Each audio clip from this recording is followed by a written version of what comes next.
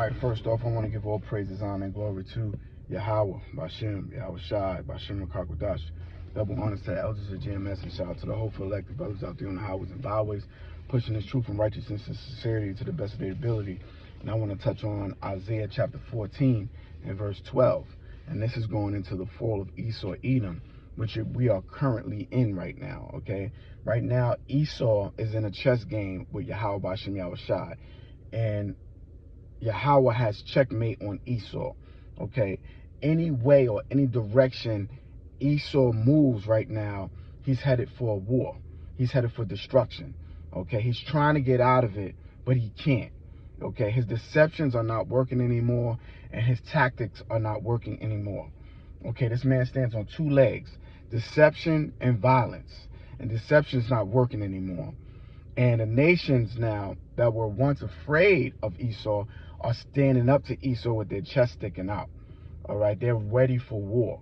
All right, and this is where we at right now. This is Isaiah chapter 14, verse 12. Salakia. How art thou fallen from heaven, O Lucifer, son of the morning?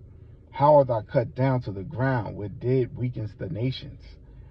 For thou hast said in thy heart, I will ascend into heaven. That's Esau's Nassau program, right? Where he thinks he's going to go out into the heavens and fight Yahweh Shah on his way back. I will ascend into heaven. This is this devil's mindset. I will exalt my throne above the stars of Yahweh. I will sit also upon the mount of the congregation in the sides of the north. I will ascend above the heights of the clouds. I will be like the Most High.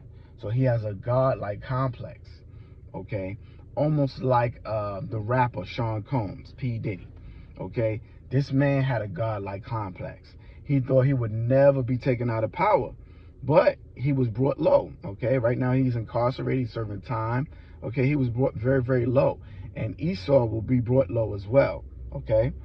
It says, I will be I will be like the Most High. Yet thou shalt be brought down to the sides of Salakia. Yet thou shalt be brought down to hell, to the sides of the pit. They that see thee shall narrowly look upon thee and consider thee, saying, is this the man? All right, let you know this verse is going into a man that made the earth to tremble, that did shake kingdoms, right? Because Esau has made these nations of this earth desolate, man. He raped, robbed, and pillaged a lot of these places, man. Okay, that's why everything's in disarray. This is his lot, the sword, okay? He destroys, all right? That made the world as a wilderness and destroyed the cities thereof, that opened not the house of his prisoners. All the kings of the nations, even all of them, lie in glory, every one in his own house. But thou art cast out of thy grave like an abominable branch, and as the raiment of those that are slain, thrust through with a sword, that go down to the stones of the pit, as a carcass trodden of the feet. So Yahweh Bashem Yahweh Shai is going to use war to bring this man low. War weakens nations. Okay, Esau is going to be made very, very weak. Thou shalt not be joined with them in burial, because thou hast destroyed thy land and slain thy people. The seed of evildoers shall never be renowned. Prepare slaughter for his children for the iniquity of their fathers. Now this destroys, okay, that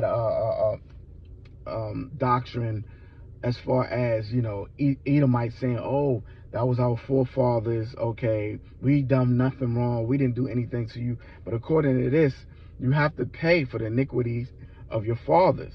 Okay, so a lot of them are going to go into captivity, all right?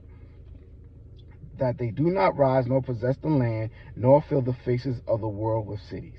And not just these Edomites. When you go into Psalms 83, it gives you a list of the heathen nations that were in cahoots against us.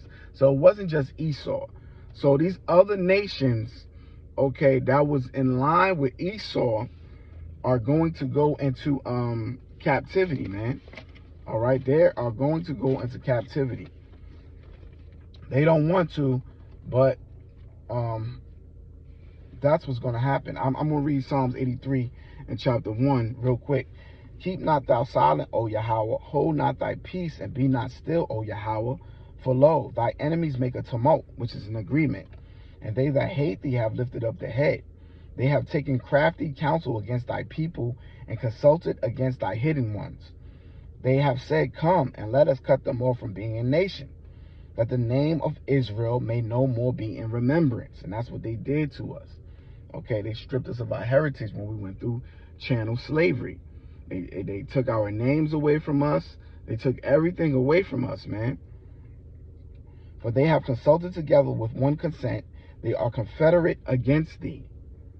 The tabernacles of Edom, here we go, and the Ishmaelites of Moab, and the Hagarenes, Jabal and Ammon, and Amalek, those are the small hats, and Philistines, the Hamites, with the inhabitants of Tyre. Asher is also joined with them. They have hope in the children of Lot, Salah. So all these nations are being destroyed. Yahweh turned them against one another. Their strength and their power was their togetherness against us. But now that we are awake and we are risen out of our spell, that deep sleep, that curse, okay, they're now fighting each other for power,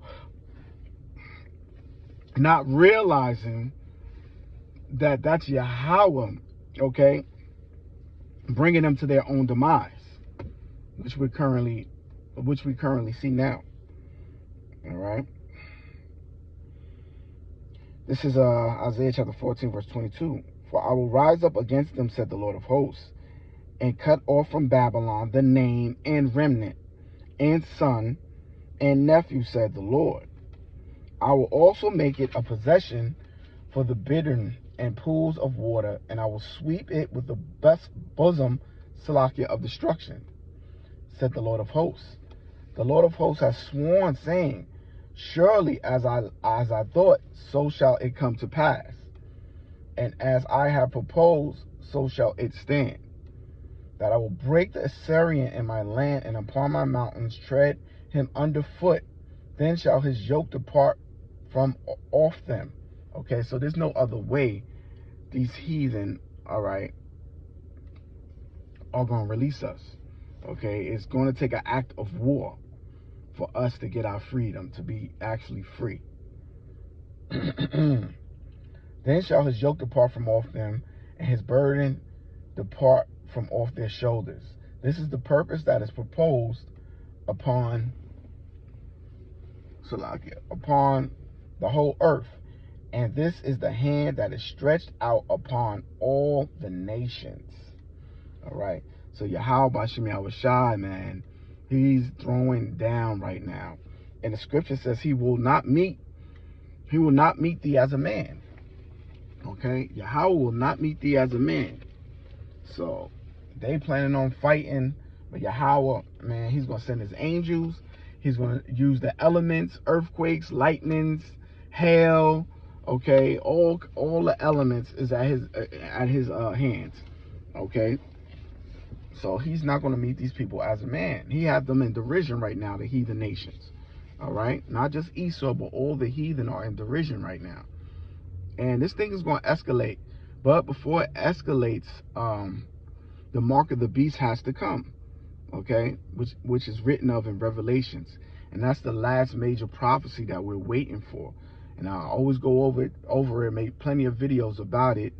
The mark of beast is really a RFID microchip that's implanted in your right hand or in your forehead that will have your currency on it, and have your medical records, okay, you have your identification, okay, you name it, everything in one. For those people who are on public assistance, they'll have your food stamps on there, your WIC, everything. And to refuse the mark of the beast will be to be excluded from society. You won't be able to buy or sell or operate like you once was with cash.